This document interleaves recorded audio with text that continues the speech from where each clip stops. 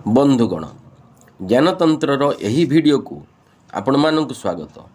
यह मानिले आपण मानक हाई बीपी हेबार संभावना नहीं। केबे भी कहाठारु टंका धार करंतु नहीं, कारण उधार कले ताको परिशोध करिवार चिंता सब बेले रहिबो। एणु आपणकर नर्व सिस्टम सब बेले एक्टिव रहिबो, जहा फल रे आपणकर देह पई क्षति हेबो। 2 नंबर, प्रतिदिन 8 घंटा सोइबा जरूरी। से कथा को चिंता करंतु, काम बाहाना करी निद को अवहेला करंतु नहीं, नचेत आपण माने भविष्य रे हाई बीपी रो संभावना होई पारे। 3 नंबर, सबु बयसर लोक माने खाद्य तरत होई खांतु नहीं।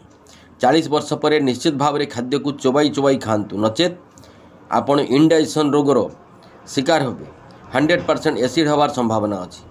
नंबर 4, सकाळे खाली पेटे चाहा पियंतु नहीं, नचेत शरीर में पित्तर प्रकोप अधिक रहिबो, शरीर में यूरिक एसिड बढ़िबो और गैस हवार संभावना को एड़ाई हेबो नाही।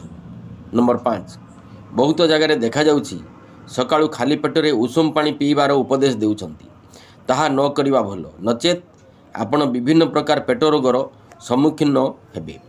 नंबर 6, जेकोसी रोग हेले निजे औषध दुकान रू औषध किनी खांतु नहीं। यह द्वारा आपणकर इम्यूनिटी सिस्टम कमिबो और विभिन्न प्रकार रोग देखा देबो। सब बेले डाक्तर परामर्श नियंतु, भल हेबो।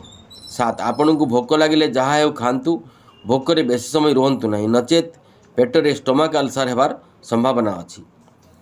नंबर 8, खाइबा परर औषध केबे भी खाइबा आगरू खांतु नहीं, नचेत स्टोमाक रो क्षति करिवो। खाइबा आगरू खाइबार औषध केबे भी खाइबा परे खांतु नहीं, नचेत पेटर असुविधा हेबो। नंबर 10, आजिकाली भोजी रे विरुद्ध खाद्य तैयारी होउची, ताहा पार्टी को भल लागिले भी ताहा ट्राइग्लिसराइड बढ़ाइबारे साहाय्य करिवो। एणु एथिप्रति आपण सचेतन रहिबा उचित, नचेत आपणकर हाई बीपी बढ़िबो।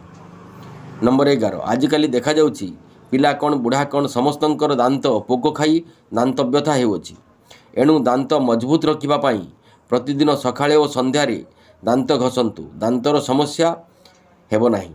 नंबर 12, जो पिला माने स्कूल को जाउछंती सेमानंकु खाली पेटरे कौनसी उषुम तरल खाद्य पीवा को दियंतु नहीं, नचेत किछि दिन परे सेमाने बांती करिवे और खाइबा को इच्छा करिवे नहीं, जहा फल रे देह आस्ते आस्ते सुखी जीवो।